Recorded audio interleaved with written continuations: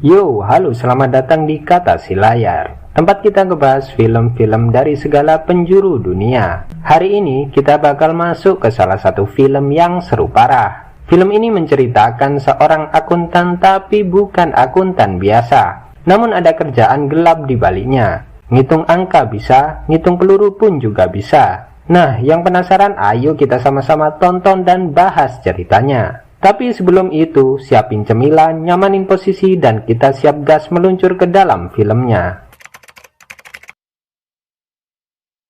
Kita mulai dari masa kecil bernama Christian. Waktu kecil, Christian udah kelihatan beda dari anak-anak lainnya. Dia punya kondisi beda yang bikin dia kesulitan bersosialisasi, gampang panik kalau ada hal yang berubah, dan dia selalu butuh semuanya tertata rapi banget.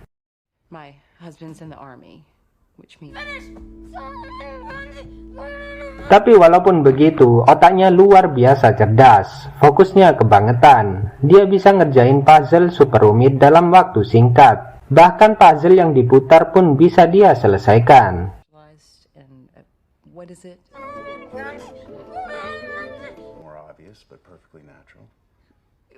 Ibunya Christian sebenarnya sayang banget sama dia. Tapi dia capek menghadapi kondisi dari Christian. Dan sayangnya, ayahnya justru keras banget, bahkan cenderung brutal. Menurut si ayah, dunia itu keras dan kejam. Jadi anak-anaknya harus lebih keras lagi.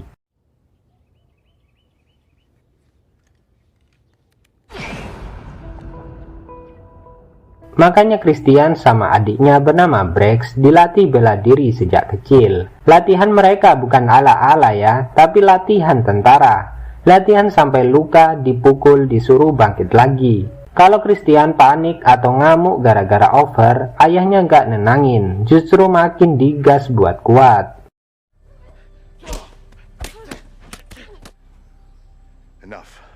Dari sini kita udah dikasih lihat gimana lingkungan keras itu ngebentuk Christian kecil jadi seseorang yang super disiplin, kuat tapi emosinya berantakan. Dan itu bakal jadi fondasi kenapa dia nanti bisa jadi akuntan super misterius dan mematikan.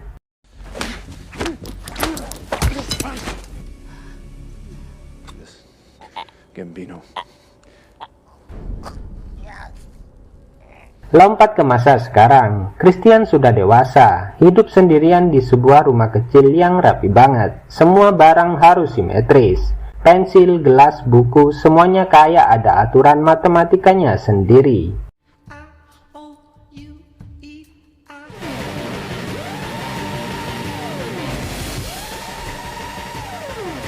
Secara penampilan dia cuma kayak pekerja kantoran biasa, tapi ternyata pekerjaannya jauh dari kata biasa. Dia adalah akuntan forensik untuk klien-klien besar, tapi bukan perusahaan-perusahaan biasa. Dia kerja buat kartel, mafia, dan perusahaan yang uangnya digelapin.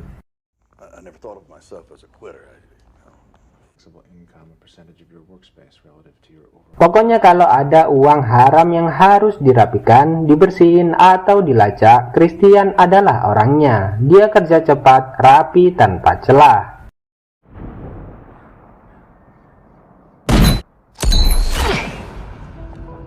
Tapi Christian punya hobi yang cukup ekstrim. Dia suka mengamuk ke tubuhnya sendiri buat ngontrol emosinya. Kadang dia dengerin musik keras sambil memukul tulang-tulangnya pakai benda super keras. Ini cara dia menenangkan otak yang overload. Intinya hidup Christian itu rumit.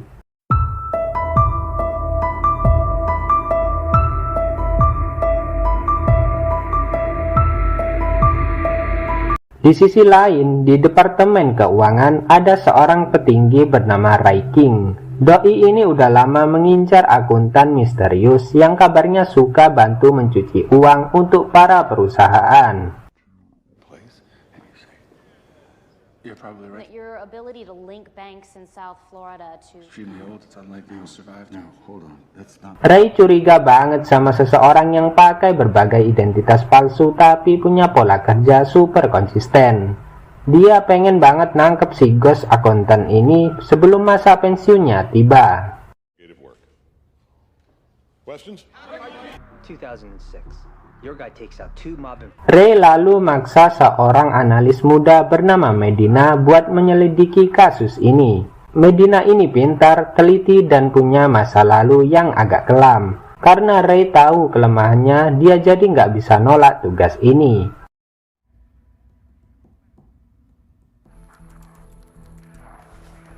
Dari sinilah investigasi serius dimulai. Ray dan Medina coba ngumpulin potongan-potongan informasi tentang siapa sebenarnya akuntan misterius ini.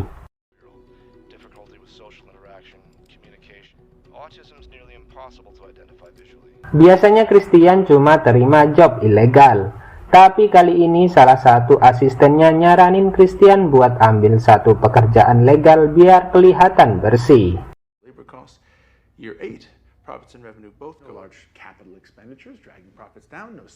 Jadi Christian dipanggil ke sebuah perusahaan robotik raksasa bernama Living Robotics.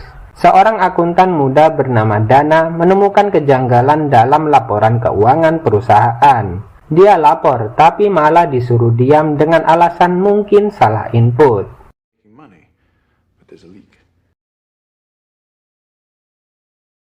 Karena laporan Dana dianggap aneh, perusahaan memanggil Christian buat mengaudit semuanya. Dan benar aja, dalam satu malam Christian nemuin puluhan selisih dana yang mencurigakan. Kerjanya cepat banget, sampai Dana sendiri pun takjub.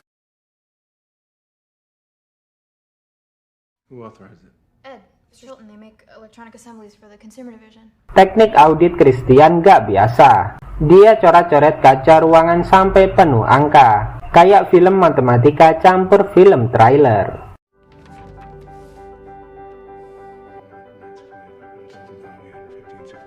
Begitu Christian nemuin selisih dana ratusan juta, perusahaan langsung panik.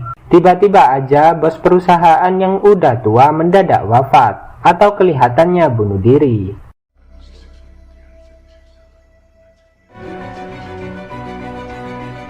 Faktanya dia dilenyapkan, dan ada pembunuh bayaran profesional yang main, dipimpin oleh seseorang bernama Briggs, yang nanti kita bakal tahu siapa dia.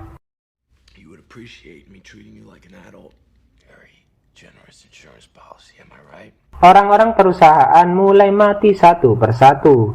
Mereka pengen nutup jejak korupsi dan menghapus semua saksi yang bisa membongkar kasus ini, termasuk Christian dan Dana.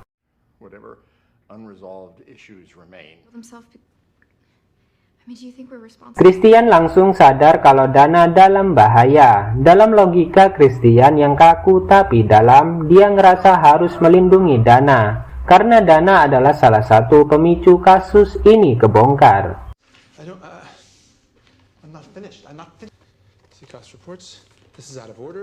Di sini mulai kelihatan sisi aksi Christian. Teknik bertarungnya tenang, presisi, gak banyak gerakan yang gak perlu. Kayak dia ngitung taktik per detik.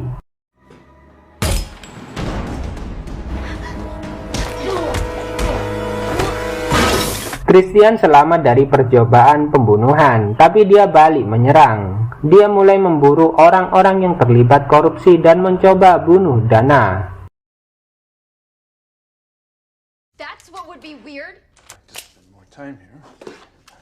Sementara itu, Dana yang awalnya cuma akuntan biasa, tiba-tiba ikut terseret ke dunia penuh peluru dan pembunuh bayaran. Hubungan mereka jadi samar-samar awkward tapi lucu. Dana takut tapi penasaran. Ini orang siapa sebenarnya? Kok akuntan tapi jago nembak begini?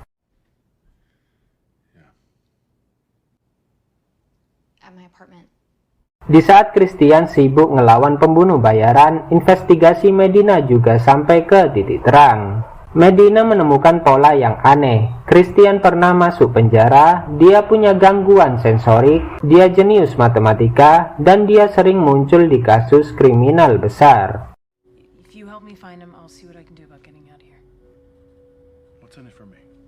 Tapi anehnya, setiap organisasi kriminal yang dia bantu malah keciduk polisi. Beberapa waktu setelah Christian mengerjakan auditnya. Dengan kata lain, Christian itu bukan cuma akuntan kriminal, tapi dia juga semacam whistleblower rahasia. Bloody Sai. What's the plan? Dia bantu kriminal tapi kemudian membocorkan kejahatan mereka ke pihak berwajib tanpa meninggalkan jejak. Christian itu anti-hero, bukan jahat, bukan baik, cuma bekerja sesuai logikanya sendiri.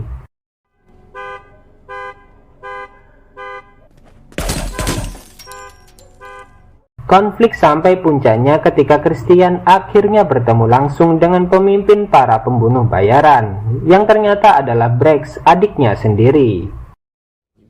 He's an accountant. People tell me how to do my job. Plot twistnya lumayan getir. Ternyata setelah masa kecil mereka yang keras, hidup mereka berdua terpisah jauh. Christian menjadi akuntan kriminal, sedangkan Brex jadi tentara bayaran profesional. Yo, Bobby, was that you? That's right? It's the north side. Pertemuan itu nggak langsung melo ya, mereka malah ribut dulu. Tapi di tengah pertarungan brutal itu, sambil baku hantam, mereka ngobrol soal masa lalu. Dari situlah mereka sadar kalau semua rasa sakit mereka bersumber dari cara ayah mereka mendidik mereka. Are you gonna fight? Brex akhirnya berhenti dan mereka berdamai di tengah ruangan yang hancur. Momen ini cukup hangat setelah semua kekacauan yang terjadi. Statistically speaking, of Christ, man, it's ridiculous. You call me. Kasus besar perusahaan robotik selesai, dalang utamanya ketahuan dan dihukum oleh Christian sendiri. Dana selamat dan balik kehidupan normalnya. Medina juga akhirnya menerima fakta bahwa Christian bukan ancaman, tapi seseorang yang beroperasi dengan moral kode unik.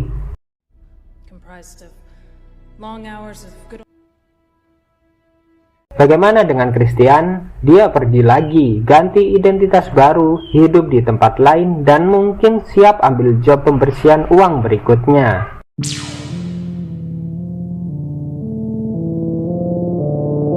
Film ditutup dengan adegan yang bikin kita sadar satu hal. Christian memang hidup di dunia penuh kriminal, tapi dia tetap punya sisi manusiawi yang ingin membantu dengan caranya sendiri yang cukup ekstrim.